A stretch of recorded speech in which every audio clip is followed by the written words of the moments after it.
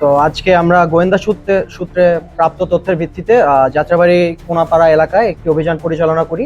এই অভিযানে আমরা টোটাল 67 ব্যারেল তেল উদ্ধার হয়। প্রতি ব্যারেলে আনুমানিক 200 লিটার করে তেল রয়েছে।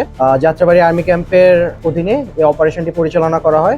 অপারেশনের শেষে এসিল্যান্ডের উপস্থিতিতে যাত্রাবাড়ি থানার পুলিশের কাছে তেল হস্তান্তর করা হয়েছে এবং আমরা যাত্রাবাড়ি আর্মি ক্যাম্প এবং বাংলাদেশ সেনাবাহিনী দেশের আইন শৃঙ্খলা পরিস্থিতি রক্ষার্থে সর্বদা নিয়োজিত রয়েছে এবং আপনাদের সকল সমস্যায় আমরা সর্বোচ্চ চেষ্টা করে যাব যাতে আইন শৃঙ্খলা পরিস্থিতি এবং দেশের উন্নতি সাধন হয়।